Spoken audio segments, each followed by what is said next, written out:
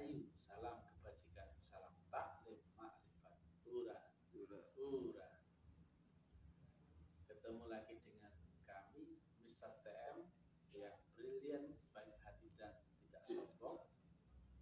Edisi siaran langsung bertempat di Lamongan, Jawa Timur, tepatnya di kampus 3, alamatnya Jalan Sunan Derajat, Pojokan, Perempatan. Judul yang kita angkat kali ini adalah agama adalah makrifatullah.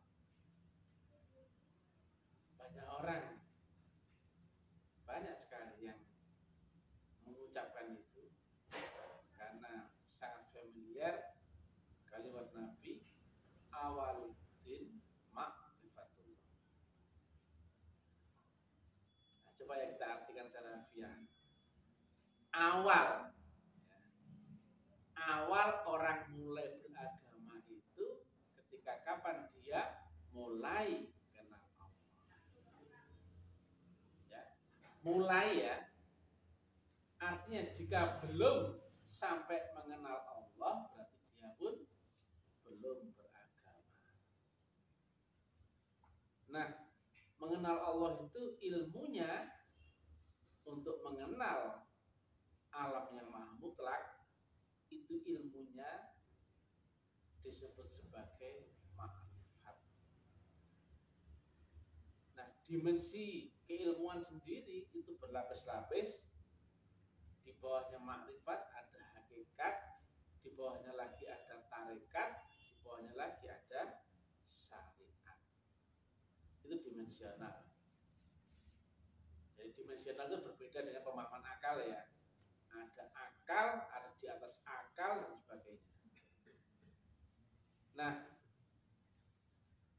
artinya jika orang belum mencapai makrifatullah, mengenal Allah, itu artinya dia belum beragama. Walaupun secara zahirnya dia telah merasa mengimani, meyakini, percaya akan agamanya. Tapi agama yang dia yakini itu beda dengan agama yang dimaksud dengan Nabi yang ma'rifatullah. Agama yang diyakini orang, dipercaya orang, itu kan thinking. Orang percaya pakai apa? Thinking. Orang yakin pakai apa? Thinking. Orang membenarkan pakai apa? Thinking. Itu akal. Sedangkan Allah sendiri, sekali lagi tadi kan di awal tadi kan, dia maha mutlak. Maha mutlak berarti tidak lagi identik dengan akal yang relatif, tidak lagi dengan keyakinan yang subjektif, tidak lagi dengan kepercayaan yang subjektif dan interpretatif. Nah, makrifat ini makomnya adalah makom di Malik Yaumiddin, atau adaptasi dengan dia yang maha mutlak itu adalah dengan alam ridho. Alam ridho itu jauh di atas yang benar, baik, halal, positif. Nggak ada satupun kalimat di dalam Quran Tuhan itu baik, nggak ada. Tuhan itu benar, nggak ada. Tuhan itu tinggi, nggak ada. Tuhan itu kuasa, nggak ada. Perhatikan ya, dia maha besar, maha benar, maha kuasa, maha segalanya, maha rahman rahim. Ada maha. Tipis loh ya. Silakan cari kalau ada. Benar Tuhan dengan segala firman-Nya, nggak ada itu. Karena dia kuasa, nggak ada itu. Selalu ada mahanya. Nah, jeli nggak kan di situ? Itu berarti bukan benar sesuai dengan kapasitas akalmu mencerna benar. Bukan pula kuasa seperti kapasitas akalmu mengerti apa itu definisi kuasa atau besar atau rahman rahim, pengasih penyayang, bukan itu. akalmu nggak akan bisa menjangkau sesuatu yang maha itu. Maha itu apa sih? Unlimited, undeskripsi.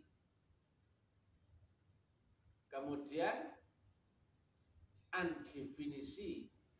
Sedangkan akalmu itu limited, nggak akan bisa menjangkau yang unlimited. Fisika relatif nggak akan bisa menjangkau yang mutlak.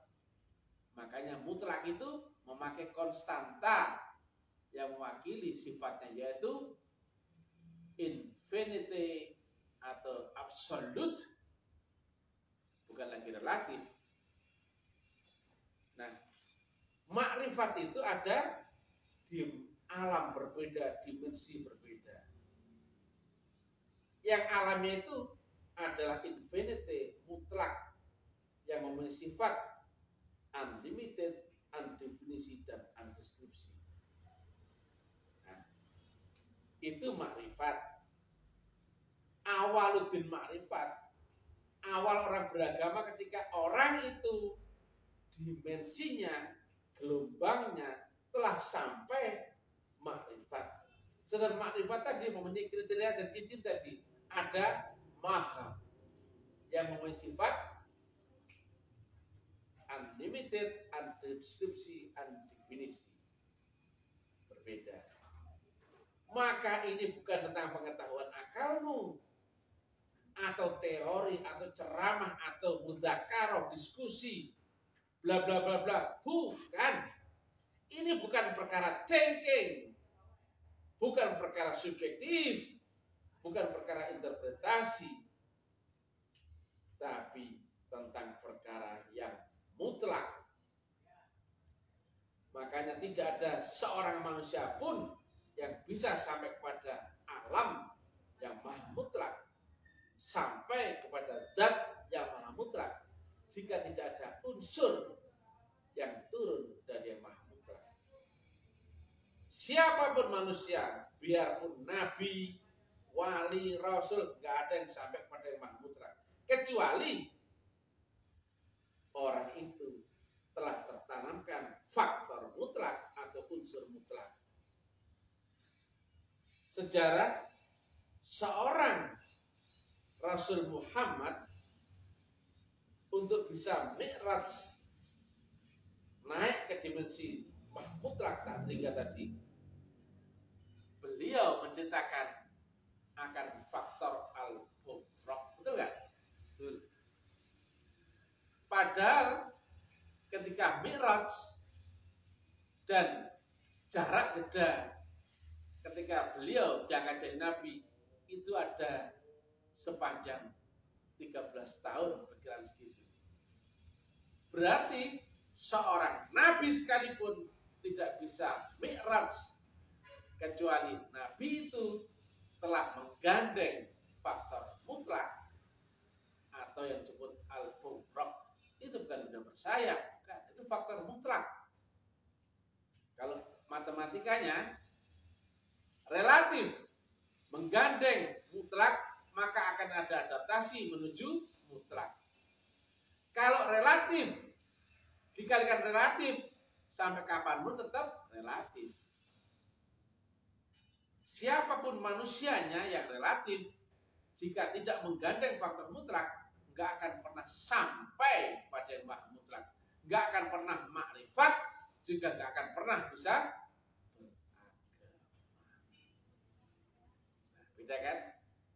Penjelasan Ustaz M beda dengan penjelasan orang-orang yang ceramah pinggir jalan itu, seperti tukang obat itu, kesana kemarin nyocot, dabrus, bacot, ya nggak ngerti prinsip-prinsip dasar ilmiahnya. Cuman cerita, dari mana ceritamu? Katanya kitab, katanya ini, katanya itu, katanya ono, katanya itu begini. Hukumnya hukum apa? Katanya. Lihat ya, lihat gambar ini. Ini maha mutlak, kau relatif. Ada batas ini loh, hitam ke silver ini, ke stainless ini. Manusia nggak ada yang bisa melewati kematiannya. Ujungnya kehidupan pasti mati. akalmu bisa nggak menyeberang ke alam di atas kematian? Nggak bisa. Akalmu pasti lumpuh. Ya itu di sini lumpuh kamu. Maka untuk sampai kepada dimensi maha mutlak, Tuhan yang maha mutlak, zat yang maha mutlak, kau perlu faktor mutlak. Lihat di Asy-Syi'rul 52. Kalau nggak ketemu itu, dongeng, cerita fiktif agamamu. Nah, cuman karena ceritanya ada di mana-mana, kau bisa ambil di Google, kau bisa lihat di YouTube, bisa membaca di Instagram, bisa dengerin ceramahnya orang, baca ini, baca itu, denger ini, denger itu, katanya ini, katanya itu katanya. Itu akalmu. Sedangkan akal nggak bisa nyebrang ke sini. Akal nggak bisa dipakai di atas alam kematian. Tidur saja sudah hilang akalmu, apalagi pingsan, apalagi mati. Sedangkan perjalanan menuju Allah yang maha mutlak, kata Nabi, ada 7 lapis langit. Kau nggak bisa menembus langit yang pertama, apalagi yang 7. Aduh. Maka saya tanya, kira-kira kalau ada orang yang mengaku makrifat tapi tidak lewat mi'raj, itu masuk akal gak katanya? Dusta. Ya. Dia di atas langit ke-7. Dia di Malik Yaumiddin, aku raja di langit akhir tertinggi, puncak dari seluruh kausalitas objektif. Kau di sini di garis hitam itu. Kemampuanmu nggak bisa nembus ke sini, nggak bisa. Ujungnya orang kaya apa? Mati. Ujungnya orang pintar apa? Mati. Ujungnya orang sakti dan keramat apa? Mati. Nggak bisa kau masuk akhirat. Setiap hidup di dunia terakhirnya apa? Mati. Tentang habis mati, ketemu akhirat berubah apa? Oh, kejadian kelahiran kembali di alam yang berbeda, seperti lingkaran waktu. Di atas jam 2.44 itu sama dengan 00.00. Enggak ada jam 25.00. Jam 25.00 ada enggak? Enggak ada. Jam 27 ada enggak? Enggak ada. Mentoknya jamnya jam 24.00 itu sama dengan jam 00.00. Karena kau tidak mempunyai alat untuk masuk ke akhirat, maka kau terikat dengan hukum karmamu sendiri. Naik ke langit gak bisa, bumi pun gak menerimamu, maka kau terikat di kelahiran kembali atau karma, atau yang dalam istilah Nabi akan ada kelahiran yang sudah ada catatan amal di Lauh Mahfuz. Nah, ternyata akhiratmu apa? Begitu mau masuk akhirat, nggak bisa. Lihat ya, ini kan begini ya, maaf ya. Nah, saya gini kan ya, ya. Begitu kan kamu di sini, begitu hidup, begitu mati, nggak bisa naik ke atas, maka apa? Ngulang di titik nol. Kalau jammu nggak bisa nembus ke jam 25 atau jam 26, 27, maka lingkaran waktumu akan kembali ke titik nol kembali. Akhirat itu berubah apa? Nol lagi dunia. Apa tuh? Kelahiran. Makanya bayi yang baru lahir akan ada catatan amal di Lauh Mahfuz. Nah, siapa yang beramal itu? Katanya ini kan baru lahir, kok sudah catat amalnya, kok sudah takdirnya, kok sudah data apa kodarnya. Takdirnya orang itu anaknya orang kaya, takdirnya orang itu anaknya orang miskin, itu sehat, ini sakit, itu pintar, ini bodoh, itu cacat, ini enggak, itu tampan, ini buruk muka. Beda kan? Dan siapa yang membedakan itu? Itulah karmamu sendiri. Dari amalmu yang dahulu. Itu mending masih ada wujudmu sebagai manusia. Kau tengok itu di dunia, ada nggak wujud binatang? Ada nggak wujud tanaman, benda-benda, ataupun makhluk-makhluk astral lainnya? Ada. Itu dari mana kok mereka jadi begitu? Lah kok enak kamu jadi manusia, mereka jadi binatang, kuk kuk kuk kuk, atau jadi monyet atau jadi babi? Ada nggak ayatnya itu? Kutukan manusia Bani Israel menyebutkan menjadi anjing, kera, dan babi. Demikian juga ada kutukan benda kayu, besi, dan batu. Ini pun sebetulnya karena karma, maka rohmu menurunkan jiwamu terjebak dalam wujud sesuai karmamu. Ada yang berwujud manusia, hewan, tanaman, ataupun benda. Tapi lihat ya. Alam bawah sadar per gelombang bawah sadar klop, maka mimpi dalam mimpi nyata enggak? Nyata. Bangun dari tidur nyata per akal, nyata enggak? Nyata. Begitu mati, roh per akhirat klop enggak? Klop, nyata enggak? Nyata. Di alam bawah sadar nyata, alam sadar nyata, alam di atas sadar pun nyata. Karena klop antara gelombang kesadaranmu dan dimensi. Maka saya tanya logika. Hewan, misalkan wujudnya babi. Babi di alamnya babi. Nyata nggak itu? Nyata. Maka rasanya seperti apa? Manusia. Ya apa enggak? Demikian juga monyet, di alamnya monyet. Klop nggak itu? Klop. Maka rasa seperti manusia. Karena apa? Kenyataan, yaitu akalmu jalan, panca inderamu fungsi. Saat kau mimpi dikejar anjing, dalam mimpimu kau lari gak itu? Lari. Kalau kau dilempar batu, sakit gak itu? Sakit. Di dalam mimpimu, kalau kamu dikejar orang, berpikir kamu lewat jalan mana? Panik gak itu? Panik. Nyata gak itu? Padahal di alam mimpi. Saat mimpi atau saat tidur nyata, tapi begitu kau bangun baru kau tahu, oh, tadi cuma mimpi toh. Ya bagaimana?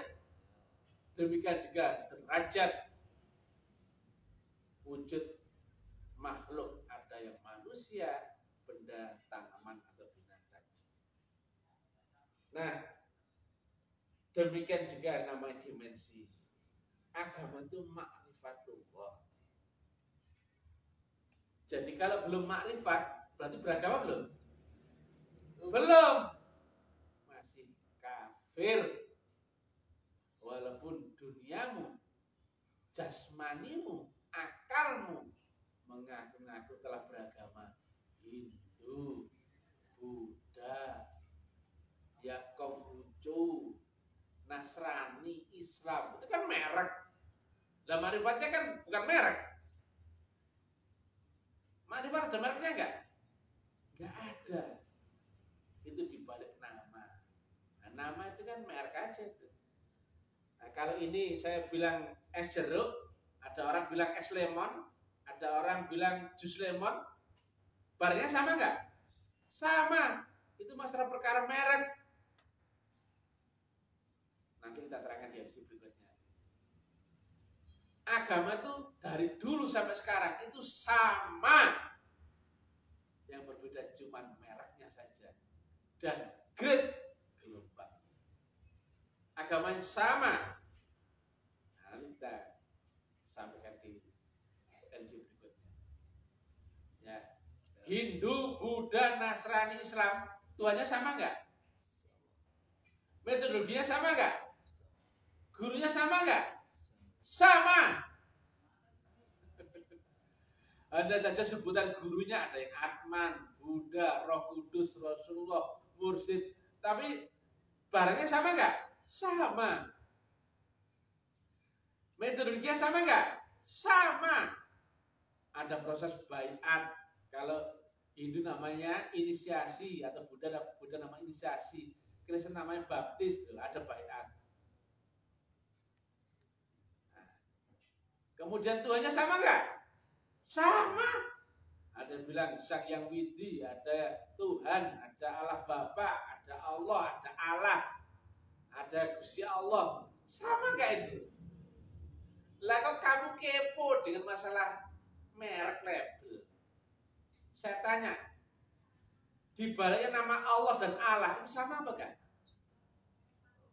Sama.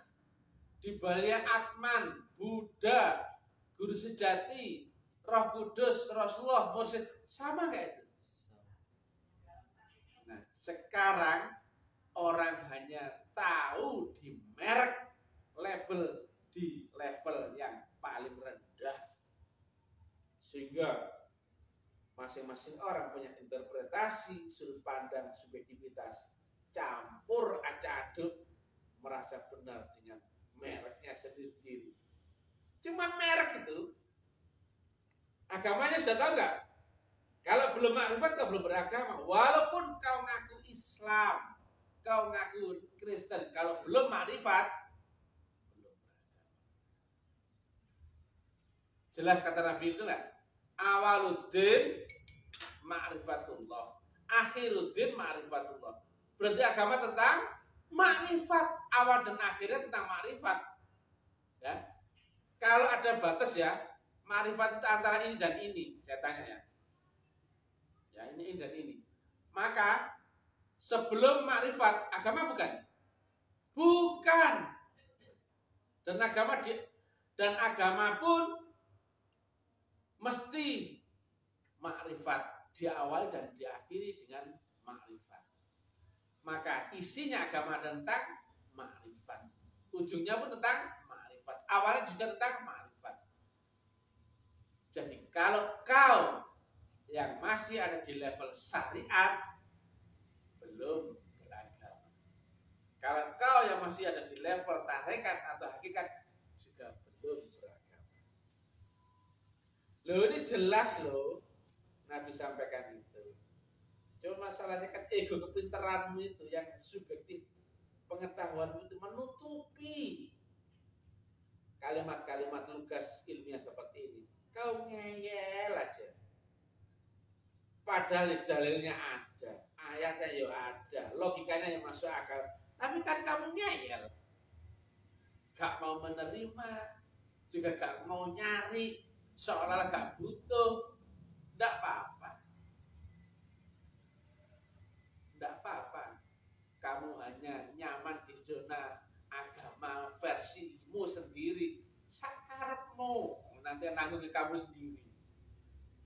Tapi kalau logis saya, jika agamamu gak sama dengan kriteria yang disampaikan di dalam Quran, Injil atau Taurat, Zabur, itu agamamu itu agama bodoh. Jelas keliru kok mau terus no. Jelas gak memenuhi syarat kok kamu terusin, itu goblok. Kamu jelas tahu-tahu itu rusak gak bener, tapi kamu terusin, itu namanya goblok. Nafsu angel kandanane goblok. Ya. Jadi agama bagi peserta yang adalah ma'rifatullah, sama dengan agama sampaikan tadi, Rasul Muhammad, Rasul Isa, Rasul Musa, Rasul Ibrahim, Rasul Nuh, dan Rasul yang lain.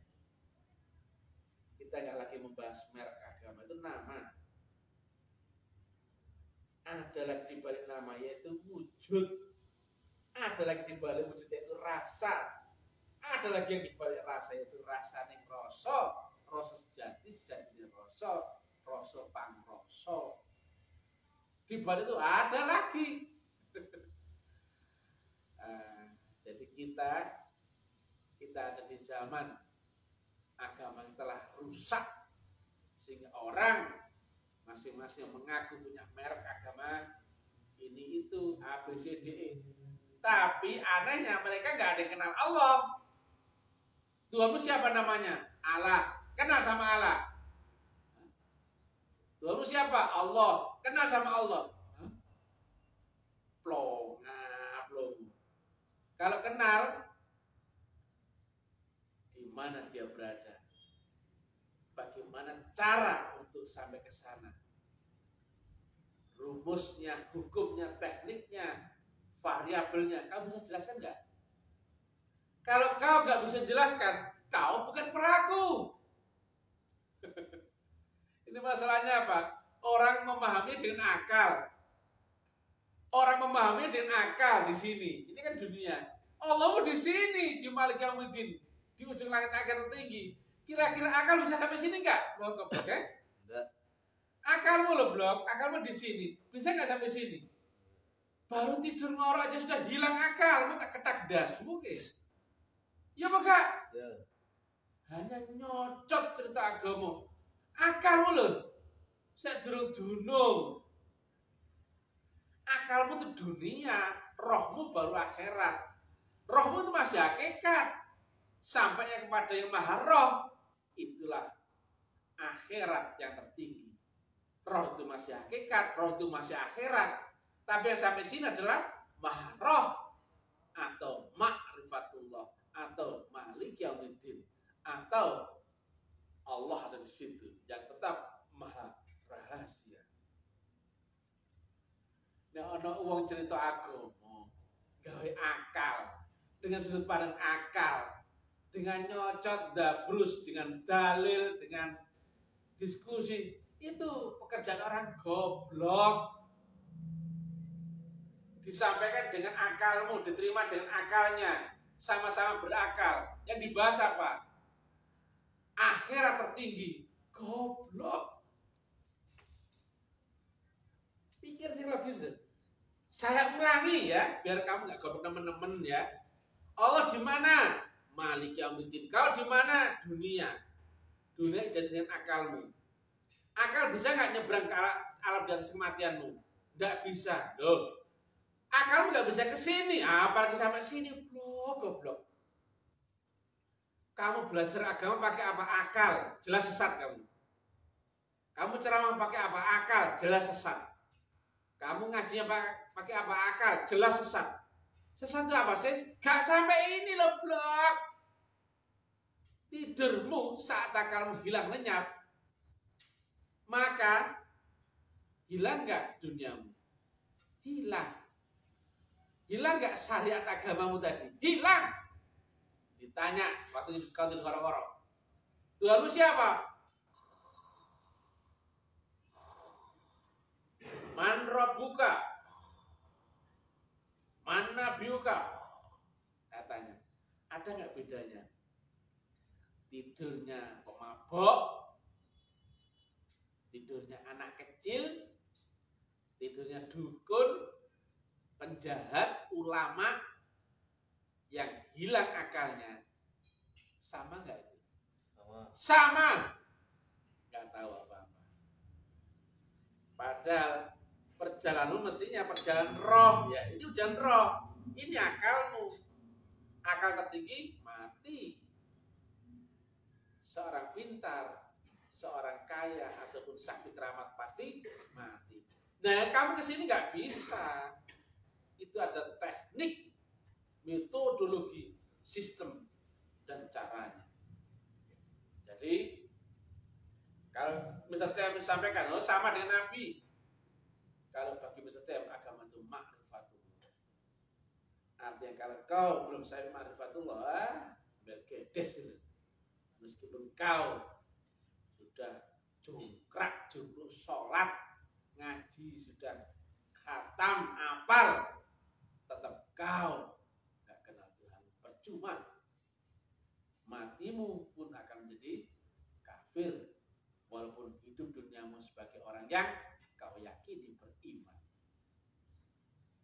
Karena beda antara duniamu dan akhiratmu, beda antara akalmu dengan rohmu. Imanmu, keyakinanmu, agamamu hanya sebatas akal, itu dunia. Begitu akalmu hilang, masuk ke akhirat dan kau masih kafir. Padahal pertanyaan, man rabbuka, man nabiyuka, itu di dunia apa di akhirat? Di akhirat. Di akhirat. Bisa kau jawab itu, man rabbuka, man nabiyuka.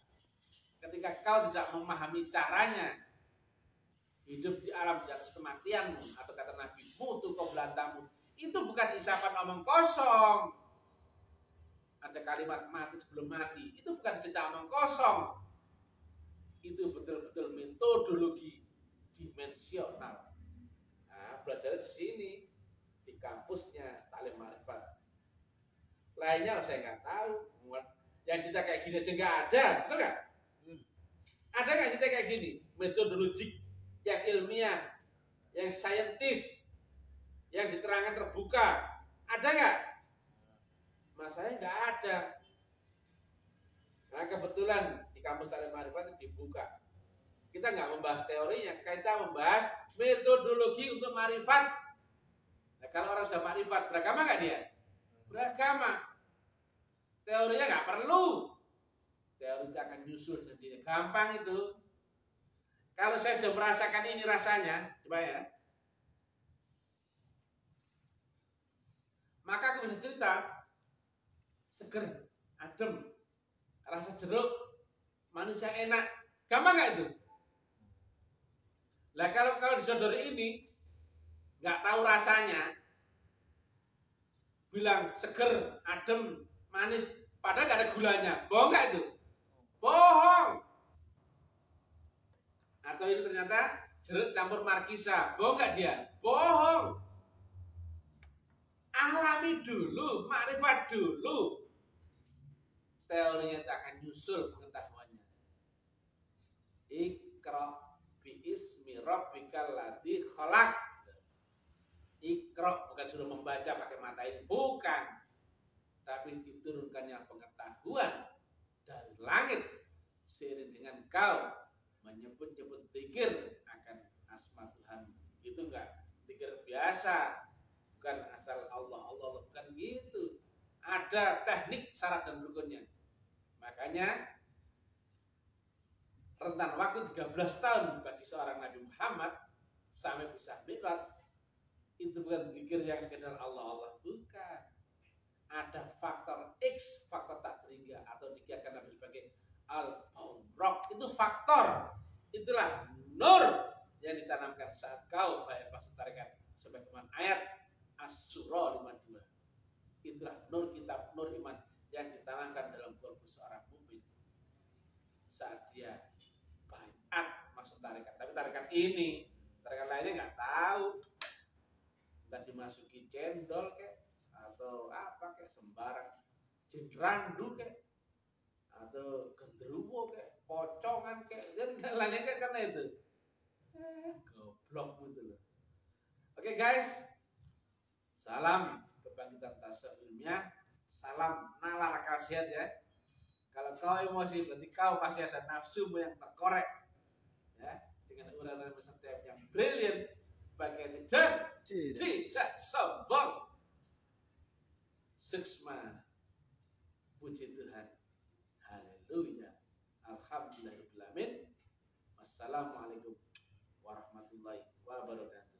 Waalaikumsalam warahmatullahi wabarakatuh.